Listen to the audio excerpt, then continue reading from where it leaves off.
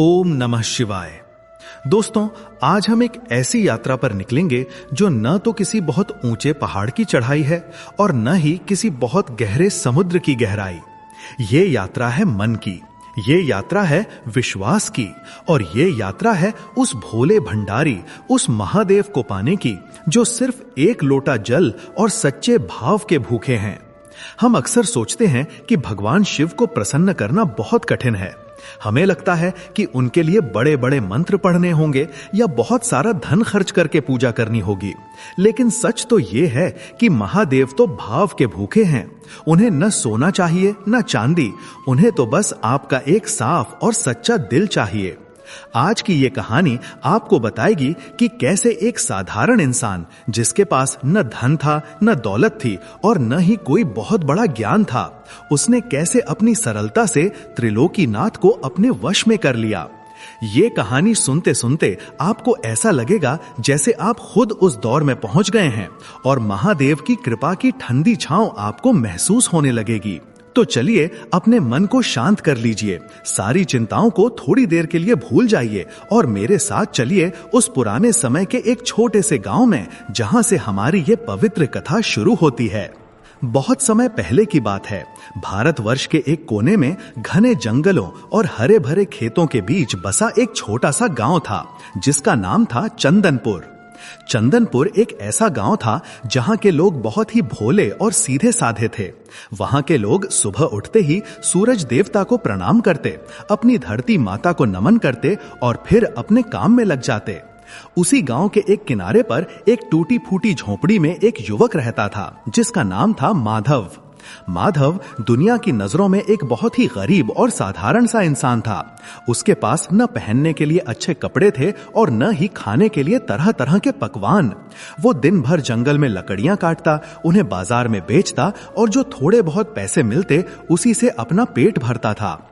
लेकिन माधव के पास एक ऐसी दौलत थी जो बड़े बड़े राजा महाराजाओं के पास भी नहीं थी, और वो दौलत थी संतोष और महादेव पर अटूट विश्वास। माधव को बचपन से ही कोई मंत्र नहीं आते थे। उसने कभी कोई वेद या पुराण नहीं पढ़ा था, क्योंकि वो कभी स्कूल नहीं गया था। उसे बस इतना पता था कि इस दुनिया को चलाने वाला कोई है और वो भोलेनाथ हैं। वो उन्हें अपना पिता, अपना दोस्त और अपना सब कुछ मानता था। माधव की दिनचर्या बहुत ही अनोखी थी। वो रोज सुबह ब्रह्म मुहूर्त में, यानी जब तारे आसमान में टिमटिमा रहे होते थे, तभी उठ जाता था। उसके घर के पास ही एक छोटी सी नदी बहती थी। वो उस ठंडे पानी में डुबकी लगाता और फिर जंगल के रास्ते में एक पुराने बरगद के पेड़ के नीचे रखे एक पत्थर के शिवलिंग के पास जाता। वो शिवलिंग किसी ने तराशा नहीं था, वो बस एक काला गोल पत्थर था जिसे माधव ने ही कभी वहां रखा था और उसी में वो शिव को देखता था। उसके पास चढ़ाने के लिए न तो दूध होता था, न दही और न ही शहद। वो बस नदी से अपनी हथेलियों में भरकर जल लाता और बड़े प्यार से उस शिवलिंग पर डाल देता। फिर जंगल से कुछ जंगली फूल और बेलपत्र तोड़ता और उन्हें शिवलिंग पर सजा देता। और सबसे बड़ी बात, वो पूजा करते समय कोई संस्कृत का श्लोक नहीं बोलता था, बल्कि वो महादेव से बातें करता था। वो ऐसे बात करता था जैसे कोई अपने सगे भाई या पिता से बात कर रहा हो। वो कहता, बाबा आज ठंड बहुत है, आपको ठंड तो नहीं लग रही? देखो मैं आपके लिए ताजे फूल लाया हूं, इन्हें स्वीकार करो। आज मुझे जंगल में ज्यादा दूर जाना है, मेरा ध्यान रखना। लोग उसे देखते तो हंसते। गांव के कुछ पंडित और ज्ञानी लोग उसका मजाक उड़ाते थे। वे कहते थे, अरे देखो इस पागल को, इसे पूजा करने का तरीका भी नहीं पता, न मंत्र बोलता है न विधि विधान जानता है, बस पत्थर पर पानी डालकर बड़बड़ाता रहता है। ऐसे कहीं महादेव मिलते हैं? लेकिन माधव को दुनिया की बातों से कोई फर्क नहीं पड़ता था। उसके लिए तो उसका और महादेव का रिश्ता ही सब कुछ था। उसे लगता था कि अगर मेरा दिल साफ है तो मेरे भोलेनाथ मेरी टूटी फूटी भाषा भी समझ लेंगे। एक बार की बात है, गांव में बहुत बड़ा मेला लगा। दूर दूर से लोग आए, बड़े बड़े साधु संत भी आए। गांव के मंदिर में भारी भीड़ थी। अमीर लोग सोने और चांदी के थाल में पूजा की सामग्री लेकर आए थे। कोई 56 भोग लगा रहा था तो कोई रेशमी वस्त्र चढ़ा रहा था। मंदिर के पुजारी उन अमीर लोगों की आवभगत में लगे थे। माधव भी उस भीड़ में पीछे खड़ा था। उसके हाथों में बस कुछ जंगली बेर और जंगल के फूल थे। वो सहमा हुआ था। उसे लग रहा था कि इन बड़े बड़े लोगों के बीच क्या महादेव मेरी छोटी सी भेंट स्वीकार करेंगे? क्या मेरी आवाज उन तक पहुंचेगी? वो लाइन में खड़ा अपनी बारी का इंतजार कर रहा था, लेकिन उसे बार बार पीछे धकेल दिया जाता। कभी कोई सिपाही उसे हटा देता तो कभी कोई अमीर व्यापारी उसे कोहनी मारकर आगे निकल जाता। माधव गिरते गिरते बचा, लेकिन उसने अपने फूलों को नहीं गिरने दिया। उसकी आंखों में आंसू आ गए। उसने मन ही मन महादेव से कहा, बाबा, शायद मैं सच में बहुत गरीब हूं। आज आपके दरबार में भी अमीरों की ही पूछ है। क्या मेरे जैसे गरीब के लिए आपके पास समय नहीं है? वो उदास होकर मंदिर की सीढ़ियों के पास ही एक कोने में बैठ गया। तभी वहां एक अजीब सी घटना घटी।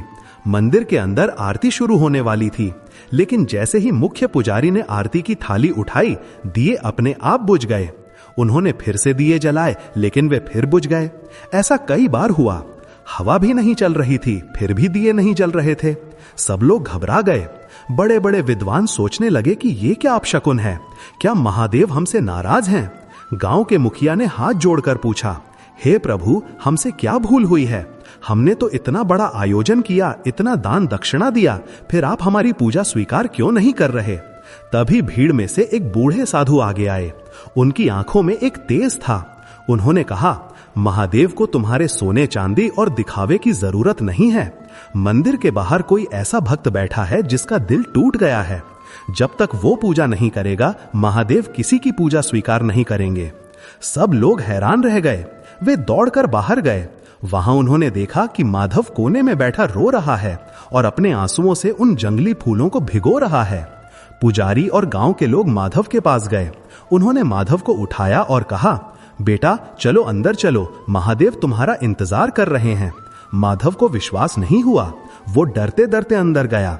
जैसे ही उसने शिवलिंग पर अपने वो साधारण से फूल चढ़ाए और रोते हुए कहा, बाबा, मैं आ गया, तभी अचानक मंदिर के सारे दिए अपने आप जल उठे।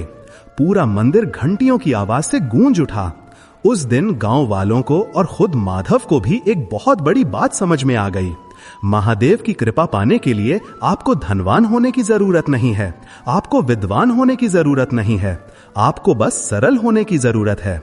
जैसे पानी जिस बर्तन में डालो वैसा ही आकार ले लेता है, वैसे ही भक्त का मन भी सरल और स्वच्छ होना चाहिए।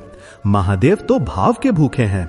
अगर आपके पास चढ़ाने के लिए कुछ भी नहीं है और आप सिर्फ अपनी आंखों के 2 आंसू उन्हें अर्पण कर दें, तो वे उसी में प्रसन्न हो जाते हैं। ये घटना माधव के जीवन का एक नया मोड़ थी, लेकिन उसकी परीक्षा अभी खत्म नहीं हुई थी। महादेव अपने भक्तों की परीक्षा भी लेते हैं, ताकि उनका सोना तपकर कुंदन बन जाए। इसके बाद माधव का जीवन और भी गहरा हो गया। उसे समझ आ गया कि महादेव मंदिर की 4 दीवारों में ही नहीं, बल्कि कण कण में बसे हैं। लेकिन जीवन हमेशा एक जैसा नहीं चलता। कुछ समय बाद उस इलाके में भीषण सूखा पड़ा। बारिश की एक बूंद नहीं गिरी। नदियां सूखने लगीं, खेतों में दरारें पड़ गईं। गांव के लोग त्राही त्राही करने लगे। जानवर प्यास से मरने लगे। जो लोग कल तक अपनी दौलत पर घमंड करते थे, आज वे भी एक एक लोटा पानी के लिए तरसने लगे। माधव की हालत भी खराब थी। जंगल के पेड़ सूख गए थे। उसे बेचने के लिए लकड़ियां नहीं मिल रही थीं। खाने के लाले पड़ गए। कई दिन ऐसे बीतते जब उसे पानी पीकर ही सोना पड़ता। गांव के कई लोग गांव छोड़कर शहर की तरफ जाने लगे। उन्होंने माधव से भी कहा, अरे मूर्ख, यहां पढ़ा पढ़ा क्या करेगा, भूखा मर जाएगा, चल हमारे साथ शहर चल, वहां कुछ मजदूरी मिल जाएगी। लेकिन माधव ने मना कर दिया। उसने कहा, मेरे भोलेनाथ मुझे छोड़कर कहीं नहीं गए, तो मैं उन्हें छोड़कर कैसे जा सकता हूं? ये मेरी परीक्षा है और मैं इसमें हार नहीं मानूंगा। अगर मौत भी आई तो मैं अपने बाबा के चरणों में ही मरना पसंद करूंगा। सूखे के उस भयानक दौर में माधव का नियम और भी कठोर हो गया। नदी सूख चुकी थी, इसलिए वो मीलों दूर चलकर एक छोटे से झरने से पानी लाता, जो अभी पूरी तरह नहीं सूखा था। वो खुद प्यासा रहता, लेकिन अपने शिवलिंग को जल चढ़ाना नहीं भूलता। उसका शरीर सूखकर कांटा हो गया था, हड्डियां दिखने लगी थीं, लेकिन उसकी आंखों की चमक और भी बढ़ गई थी। लोग उसे अब पागल नहीं, बल्कि एक हठ योगी समझने लगे थे। एक दिन दोपहर की तेज धूप में जब माधव जंगल के रास्ते से पानी लेकर लौट रहा था, उसे रास्ते में एक बूढ़ा बीमार सा आदमी मिला। वो आदमी सड़क के किनारे पड़ा कराह रहा था। उसका शरीर कोढ़ से भरा था और मक्खियां भिन-भिना रही थीं। कोई भी उसके पास जाने की हिम्मत नहीं कर रहा था। बदबू के मारे लोग नाक बंद करके वहां से निकल रहे थे। माधव ने जब उस बूढ़े को देखा तो उसके कदम रुक गए। उसे उस बूढ़े आदमी में किसी और की नहीं बल्कि अपने ही किसी प्रियजन की छवि दिखी। माधव के पास लोटे में जो पानी था वो उसने शिवलिंग के लिए रखा था। वो जानता था कि अगर ये पानी इस बूढ़े को दे दिया तो उसे फिर से मीलों दूर जाना पड़ेगा और शायद तब तक शाम हो जाए या शरीर में ताकत ही ना बचे। लेकिन माधव ने एक पल भी नहीं सोचा। उसे याद आया कि महादेव तो हर जीव में बसते हैं। क्या प्यासे को पानी पिलाना महादेव की पूजा नहीं है? उसने तुरंत वो लोटा उस बूढ़े के सूखे होठों से लगा दिया। बूढ़े ने गटागट पानी पिया और माधव की तरफ कृतज्ञता भरी नजरों से देखा। माधव ने अपनी पुरानी धोती फाड़कर उस बूढ़े के घावों को साफ किया। उसने उसे पेड़ की छांव में बिठाया। माधव को आज शिवलिंग पर जल न चढ़ा पाने का कोई दुख नहीं था, बल्कि उसे एक अजीब सी शांति मिल रही थी। उसे लग रहा था जैसे आज उसकी पूजा सीधे महादेव तक पहुंच गई है। उसने बूढ़े से कहा, बाबा आप यहीं आराम करो, मैं कहीं से कुछ खाने का इंतजाम करता हूं। जैसे ही माधव पलटा, पीछे से एक भारी और गूंजती हुई आवाज आई, रुक जा माधव। माधव ने चौंक कर पीछे देखा। वहां अब कोई बीमार कोढ़ी बूढ़ा नहीं था। वहां एक दिव्य रोशनी थी, इतनी तेज रोशनी कि माधव को अपनी आंखें बंद करनी पड़ी। जब उसने धीरे धीरे आंखें खोली तो उसके सामने साक्षात एक जटाधारी भस्म रमाए हुए एक दिव्य स्वरूप खड़ा था। वो कोई और नहीं, स्वयं महादेव थे। लेकिन उनका रूप वैसा नहीं था जैसा तस्वीरों में होता है, बल्कि एक साधारण वनवासी के रूप में। फिर भी उनका तेज सूरज जैसा था। माधव उनके पैरों में गिर पड़ा। उसके मुंह से एक शब्द नहीं निकल रहा था, बस आंसुओं की धारा बह रही थी। महादेव ने उसे उठाया और गले से लगा लिया। भगवान ने कहा, माधव मैं तो बस यह देख रहा था कि क्या तुम मुझे सिर्फ पत्थर की मूरत में पूजते हो या फिर इंसानों के दर्द में भी मुझे देख पाते हो। आज तुमने उस प्यासे को पानी पिलाकर मेरा अभिषेक किया है। जो इंसान दूसरे के दर्द को अपना समझता है वही मेरा सबसे बड़ा भक्त है। मंत्र और तंत्र तो साधन मात्र हैं, असली साधना तो सेवा है। आज से तुम्हें कभी किसी चीज की कमी नहीं होगी। और देखते ही देखते आसमान में काले बादल घिर आए। जो सूखा महीनों से नहीं टूट रहा था वो अचानक तेज बारिश में बदल गया। पूरा गांव खुशी से झूम उठा। सूखी नदियां फिर से बहने लगीं, खेतों में हरियाली छाने लगी। गांव वालों को लगा कि ये सब कुदरत का करिश्मा है, लेकिन माधव जानता था कि ये किसकी कृपा है। उस दिन के बाद से माधव का जीवन बदल गया, लेकिन उसका स्वभाव नहीं बदला। वो अब भी उसी झोपड़ी में रहता, उसी तरह पूजा करता, लेकिन अब उसकी पूजा में एक नई बात जुड़ गई थी, सेवा। वो समझ गया था कि महादेव की कृपा पाने का सबसे सरल मंत्र है निस्वार्थ सेवा और अटूट विश्वास। दोस्तों, माधव की ये कहानी हमें ये सिखाती है कि अगर हम महादेव की कृपा पाना चाहते हैं तो हमें अपने अंदर के मैं को मारना होगा। हमें अपने अभिमान को त्यागना होगा। जब हम ये सोचना बंद कर देंगे कि मैंने ये किया, मैं इतना बड़ा भक्त हूं, तभी हम महादेव के करीब जा पाएंगे। महादेव तो भोले हैं, वे हमारी चालाकियों से नहीं, हमारी मासूमियत से रीझते हैं। अब मैं आपको एक और प्रसंग सुनाता हूं जो इसी गांव के पास के एक दूसरे इलाके का है, जहां एक ऐसे व्यक्ति की कहानी है जो माधव से बिल्कुल अलग था, लेकिन उसे भी महादेव ने एक बहुत बड़ी सीख दी। ये कहानी है अहंकार और समर्पण की। एक बार की बात है, एक बहुत बड़ा सेठ था जिसका नाम था धनपत। धनपत के पास इतना पैसा था कि वो पूरे गांव को खरीद सकता था। वो भगवान शिव का भक्त तो था, लेकिन उसकी भक्ति में प्रदर्शन ज्यादा था और प्रेम कम। उसने अपने घर में सोने का शिवलिंग बनवाया था। वो रोज महंगे महंगे इत्र से शिवलिंग को नहलाता था। उसे लगता था कि चूंकि वो इतना खर्च कर रहा है, इसलिए महादेव सबसे ज्यादा उसी की सुनेंगे। उसे अपने पुण्य पर बहुत घमंड था। वो सोचता था कि स्वर्ग में तो मेरी सीट पक्की है। एक बार सावन का महीना आया। धनपत ने सोचा कि इस बार मैं ऐसी कांवड़ यात्रा निकालूंगा जैसी आज तक किसी ने नहीं देखी होगी। उसने अपने नौकरों को साथ लिया, पालकी बनवाई और बड़े तामझाम के साथ गंगा जल लेने चल पड़ा। रास्ते में वो गरीबों को हिकारत की नजर से देखता, जो पैदल नंगे पैर छालों भरे पैरों से चल रहे थे। वो मन ही मन सोचता, इन कंगालों की क्या औकात, असली भक्त तो मैं हूं जो इतना खर्च कर रहा हूं। रास्ते में एक घना जंगल पड़ता था। रात हो गई थी और धनपत अपने काफिले के साथ जंगल के बीच में रुक गया। उसके पास खाने पीने का तो बहुत सामान था, लेकिन जंगल में डाकुओं का डर भी था। आधी रात के समय अचानक झाड़ियों में हलचल हुई। धनपत के सिपाही चौकन्ने हो गए, लेकिन वहां से कोई डाकू नहीं निकला, बल्कि एक छोटी सी बच्ची निकली। वो बच्ची बहुत डरी हुई लग रही थी। उसके कपड़े फटे हुए थे और वो रो रही थी। उसने धनपत के तंबू के पास आकर कहा, सेठ जी, मुझे बहुत भूख लगी है, क्या आप मुझे थोड़ा सा खाना दे सकते हैं? मैं अपने माता पिता से बिछड़ गई हूं। धनपत उस समय पूजा की तैयारी कर रहा था। उसे लगा कि ये गंदी बच्ची उसकी पूजा अपवित्र कर देगी। उसने जोर से डांटा, भाग यहां से, देखती नहीं मैं महादेव की पूजा करने जा रहा हूं। तेरे जैसे भिखारियों के लिए यहां कोई जगह नहीं है। खबरदार जो मेरे सामान को हाथ लगाया। बच्ची रोते हुए वहां से चली गई। धनपत ने अपनी पूजा पूरी की और गर्व से सोया। उसे लगा उसने बहुत बड़ा धर्म का काम किया है। उस रात जब धनपत गहरी नींद में सोया तो उसे एक बहुत ही अजीब सपना आया। उसने सपने में देखा कि वो अपनी सोने की पालकी में बैठकर सीधे कैलाश पर्वत पर पहुंच गया है। वहां चारों तरफ बर्फ ही बर्फ थी और बीच में भगवान शिव का विशाल दरबार लगा हुआ था। धनपत बहुत खुश हुआ। उसने सोचा, देखा मेरी भक्ति इतनी शक्तिशाली है कि मुझे सीधे कैलाश में प्रवेश मिल गया। वो अपनी सोने की थालियां और महंगे उपहार लेकर दरबार के दरवाजे की तरफ बढ़ा। वहां दरवाजे पर नंदी महाराज खड़े थे।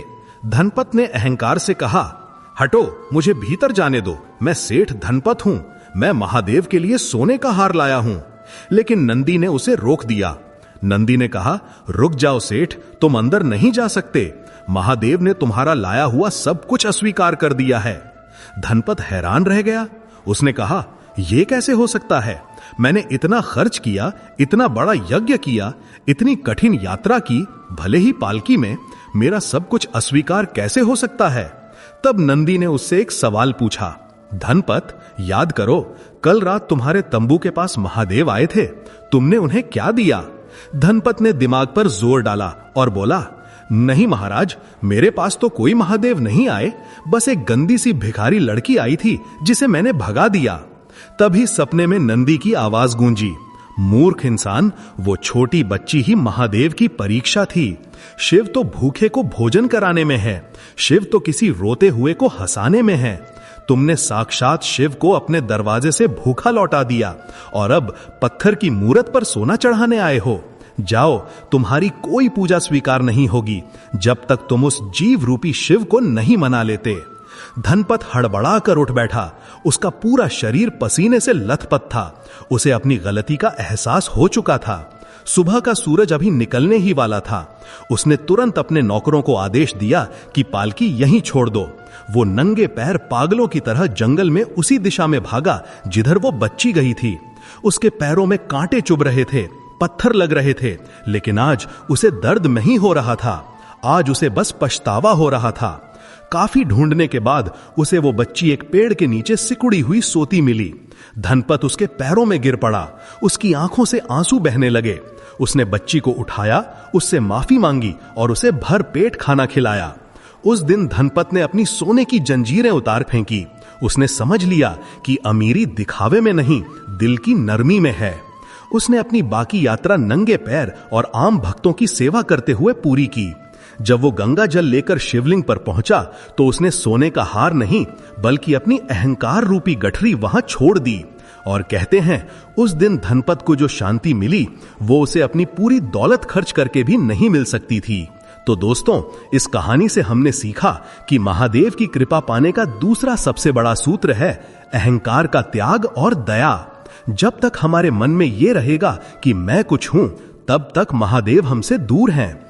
जैसे ही हम मैं को मिटाकर हम और आप पर आते हैं, महादेव हमारे पास आ जाते हैं। अक्सर लोग पूछते हैं कि हम पूजा तो बहुत करते हैं, लेकिन हमारा मन शांत क्यों नहीं होता? भगवान हमारी सुनते क्यों नहीं? इसका कारण यही है कि हम पूजा तो करते हैं, लेकिन हमारे कर्म पूजा के विपरीत होते हैं। हम मंदिर में जाकर दया की भीख मांगते हैं, लेकिन बाहर निकलकर किसी गरीब पर दया नहीं करते। हम भगवान से तो कहते हैं कि सबका भला करो, लेकिन मन में अपने पड़ोसी की तरक्की देखकर जलते हैं। याद रखिए, महादेव को भोलेनाथ इसलिए कहा जाता है क्योंकि वे चालाकी नहीं जानते और जो चालाकी करता है उसे वे पसंद भी नहीं करते। वे तो बस एक लोटा जल से भी मान जाते हैं। शर्त यह है कि वो जल पाप की कमाई का ना हो और उसे चढ़ाने वाला हाथ किसी का हक मार कर ना आया हो। पवित्रता सिर्फ शरीर की नहीं, मन की और धन की भी होनी चाहिए। अब हम अपनी कथा को थोड़ा और आगे ले चलते हैं। भक्ति के रास्ते में एक और बहुत बड़ी बाधा आती है और वो है धैर्य की कमी, यानी सब्र ना होना। हम आज के जमाने में हर चीज जल्दी चाहते हैं। हम चाहते हैं कि आज हमने दीपक जलाया और कल हमारी लॉटरी लग जाए। आज हमने ओम नमः शिवाय का जाप किया और कल हमारे सारे संकट दूर हो जाएं। लेकिन भक्ति कोई व्यापार नहीं है, ये तो एक तपस्या है। महादेव की कृपा पाने के लिए सब्र यानी धैर्य का होना बहुत जरूरी है। इसे समझाने के लिए मैं आपको एक बहुत ही सुंदर और मर्मस्पर्शी कहानी सुनाता हूं। यह कहानी है एक ऐसे भक्त की जिसे लगता था कि भगवान उसकी सुन ही नहीं रहे हैं। एक गांव में एक कुम्हार रहता था जिसका नाम था भीमा। भीमा मिट्टी के बर्तन बनाता था। वो महादेव का बहुत बड़ा भक्त था। उसकी जिंदगी में बहुत परेशानियां थीं। उसका घर कच्चा था, बारिश में टपकता था। उसकी पत्नी अक्सर बीमार रहती थी। उसका एक ही बेटा था जो बहुत छोटा था। भीमा रोज सुबह उठकर मिट्टी खोदता, उसे गूंथता, बर्तन बनाता और फिर पकाता। काम करते करते वो हर समय शिव शिव रटता रहता। उसे उम्मीद थी कि एक दिन महादेव उसकी गरीबी दूर करेंगे। दिन बीतते गए, साल बीतते गए, लेकिन भीमा के हालात नहीं सुधरे। उल्टा उसकी परेशानियां और बढ़ गईं। एक बार बहुत भारी बारिश हुई। भीमा ने जो बर्तन पकाने के लिए भट्ठी में रखे थे वे सब पानी में गल गए। उसकी सारी मेहनत बर्बाद हो गई। उसका कच्चा घर भी एक तरफ से ढह गया। भीमा का सब्र अब जवाब दे गया। वो रोता हुआ मंदिर गया और शिवलिंग के सामने बैठकर चिल्लाने लगा। उसने कहा, महादेव, मैंने जीवन भर आपकी पूजा की, कभी किसी का बुरा नहीं किया, हमेशा आपका नाम लिया, फिर आप मुझे ही इतना दुख क्यों दे रहे हैं? गांव के वो लोग जो बेईमानी करते हैं, चोरी करते हैं, वे तो महलों में रह रहे हैं और मैं जो आपका भक्त हूं, मेरे पास सिर छिपाने को छत भी नहीं बची। क्या यही आपका न्याय है? अगर आप पत्थर नहीं हो तो आज मुझे जवाब दो, नहीं तो आज के बाद मैं कभी आपकी पूजा नहीं करूंगा। भीमा बहुत गुस्से में था और बहुत दुखी भी। वो वहीं मंदिर के फर्श पर सिर पटक पटक कर रोने लगा और रोते रोते वहीं सो गया। नींद में भीमा ने देखा कि एक बहुत ही सौम्य और शांत साधु उसके पास आए हैं। साधु ने उसके सिर पर हाथ फेरा और कहा, बेटा भीमा, उठो। तुम जिस चीज को अपनी बर्बादी समझ रहे हो सकता है उसमें ही तुम्हारी भलाई हो। ईश्वर की योजना हमारी समझ से बहुत बड़ी होती है। चलो मैं तुम्हें कुछ दिखाता हूं। साधु उसे एक खेत के किनारे ले गए। वहां एक किसान ने 2 बीज बोए थे। एक बीज बांस के पेड़ का था और एक बीज फर्न, एक तरह का छोटा पौधा का था। साधु ने कहा, देखो भीमा, किसान ने इन दोनों बीजों को एक साथ बोया, एक जैसा पानी दिया, एक जैसी खाद दी। कुछ ही दिनों में फर्न का पौधा धरती से बाहर आ गया और देखते ही देखते हरा भरा हो गया। लेकिन बांस के बीज से कुछ नहीं निकला। 1 साल बीत गया। फर्न का पौधा और घना हो गया, लेकिन बांस की जगह अभी भी खाली थी। क्या किसान ने हार मानी? नहीं, उसने बांस के बीज को पानी देना बंद नहीं किया। 2 साल बीता, 3 साल बीता, 4था साल भी बीत गया। फर्न का पौधा अब पूरे खेत में फैल गया था, लेकिन बांस का एक अंकुर भी नहीं फूटा। लोग किसान पर हंसने लगे कि वो क्यों खाली जमीन पर पानी बर्बाद कर रहा है, लेकिन किसान के पास धैर्य था। साधु ने आगे कहा, और फिर 5वें साल में एक चमत्कार हुआ। बांस के बीच से एक छोटा सा अंकुर निकला। और जानते हो भीमा, अगले 6 हफ्तों में यानी सिर्फ 1.5 महीने में वो बांस का पौधा 90 फीट ऊंचा हो गया। तुम सोचोगे कि वो 6 हफ्तों में बढ़ा, नहीं, उसे बढ़ने में 5 साल लगे। उन 5 सालों में वो जमीन के ऊपर नहीं बल्कि जमीन के नीचे अपनी जड़ें मजबूत कर रहा था। अगर वो पहले ही साल ऊपर बढ़ जाता तो उसकी जड़ें इतनी कमजोर होती कि हवा का एक झोंका भी उसे उखाड़ फेंकता। उसे इतना ऊंचा और मजबूत बनने के लिए उन 5 सालों की खामोश तैयारी की जरूरत थी। साधु ने भीमा की आंखों में झांक कर कहा, बेटा, महादेव भी तुम्हें उस बांस के पेड़ की तरह मजबूत बना रहे हैं। तुम अभी दुखों की आग में तप रहे हो, तुम्हारी जड़ें मजबूत हो रही हैं। जिस दिन तुम तैयार हो जाओगे, उस दिन तुम्हारी तरक्की को कोई रोक नहीं पाएगा। जो बर्तन भट्ठी में नहीं तपता, वो कच्चा रह जाता है और जल्दी टूट जाता है। महादेव तुम्हें पक्का कर रहे हैं, विश्वास मत खोना। जब भीमा की आंख खुली तो उसका गुस्सा शांत हो चुका था। उसे समझ आ गया था कि जीवन में दुख इसलिए नहीं आते कि भगवान हमें दंड देना चाहते हैं, बल्कि इसलिए आते हैं ताकि हम मजबूत बन सकें। वो घर वापस आया। उसने टूटे हुए घर को फिर से बनाना शुरू किया। उसने फिर से मिट्टी गूंथी और संयोग देखिए, कुछ ही दिनों बाद राजा के महल से एक सिपाही आया।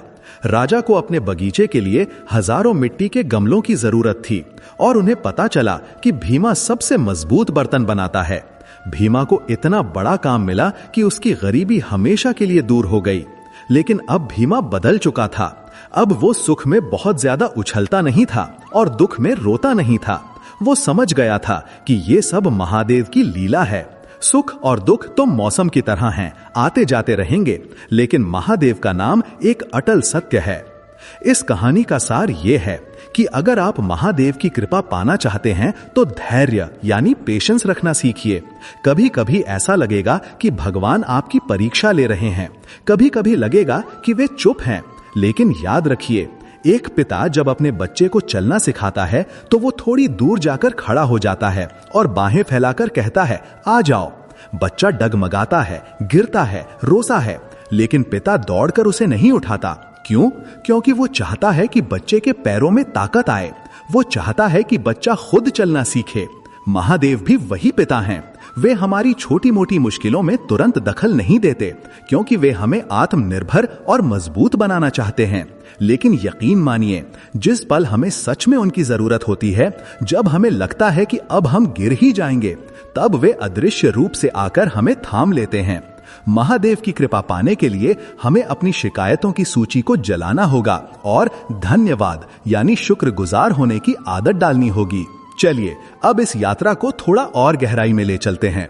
हमने सरलता की बात की, हमने सेवा की बात की, हमने धैर्य की बात की। अब हम बात करेंगे एक ऐसी चीज की जो सबसे कठिन है, लेकिन महादेव को सबसे ज्यादा प्रिय है, और वो है विष पीना। आप सोच रहे होंगे कि विष पीने का क्या मतलब है? क्या हमें सचमुच का जहर पीना होगा? नहीं दोस्तों, ये एक प्रतीकात्मक बात है। समुद्र मंथन की कथा तो आप सबने सुनी होगी। जब समुद्र मंथन हुआ तो उसमें से बहुत सारे रत्न निकले। लक्ष्मी जी निकली, कौस्तुभ मणि निकली, ऐरावत हाथी निकला। सब देवता और दानव उन अच्छी चीजों को लेने के लिए आपस में लड़ने लगे। ये मेरा है, ये मेरा है, यही शोर मचा था। लेकिन फिर उस मंथन से हालाहल नाम का भयंकर विष, जहर निकला। उस विष की गर्मी से पूरी दुनिया जलने लगी। अब कोई भी आगे नहीं आ रहा था। न देवता उस जहर का लेना चाहते थे, न दानव, सब पीछे हट गए।